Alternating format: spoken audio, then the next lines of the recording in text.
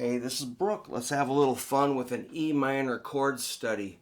I was working with a student yesterday and we're just checking out some chords as we always begin our lesson. Just trying to get in the zone, settle in, and hear some notes. And we got to an E minor chord. And my student said, wait, where's that go next? And he goes, and I go, I think you're talking about A minor. He's like, yes. And so we really had fun. We ended up making this 32 measure chord cycle based on E minor, A minor, and I think he would have eventually asked about the B7. So if there's such a thing as a key, I think this E minor would be the 1, A minor would be the 4, B7 would be the 5. So I'm going to play this in a second, but the first bar, or the first line is 8 bars of E minor, A minor, B7, E minor, E minor. Second line is the same thing. So there's 16 bars, easy. So if you're writing a song, I'm just saying you could do this. You could write a hunk of music like this in just a few seconds.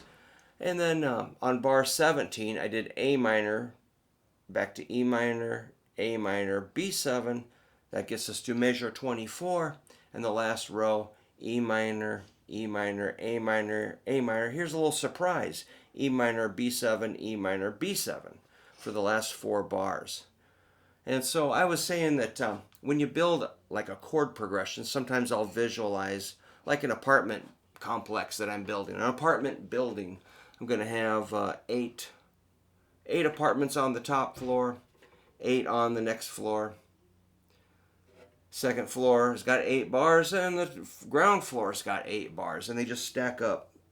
It doesn't have to be 8, but 8 really does work. You can do 4s, 8s, 12s, 16s, but I think 8 is a reasonable number. So yeah, when I'm writing a song, I might make a chart like this, and then it can vary. You can do whatever you want, but this will get you a solid piece of music. So let me just strum through this. Here I go. A 1, 2, 3, 4. 2,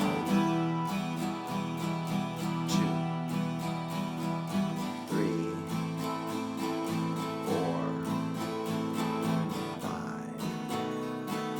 6, 7, 8.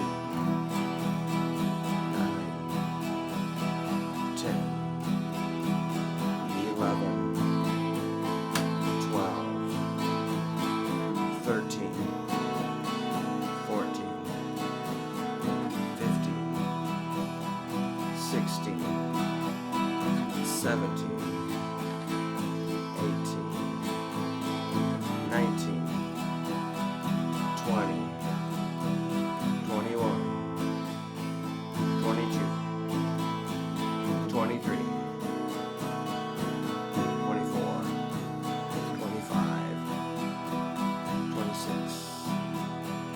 27, 28, 29, 30, 31, 32. Then it starts over. So yeah, it doesn't have to be that long, but I was just trying to prove a point that, things don't have to be just 8 bars and repeat. They don't have to be just 12 or 16. You can make 24s and 32s. And then I did draw out those chords. I also did the bar chords, which I'm going to do the first row with the bar chords. That, let's say you're like, hey, Brooke, this is too easy. This is child's play. I'm like, all right, let's hear you do it with bar chords. And I'll just do the first row.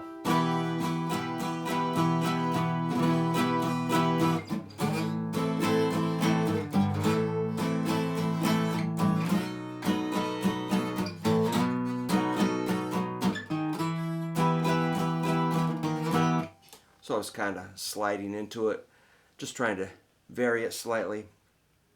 And yeah, you got to kind of play with the strumming and the timing and the feel. If you want to add a little, you could add a riff into that, like.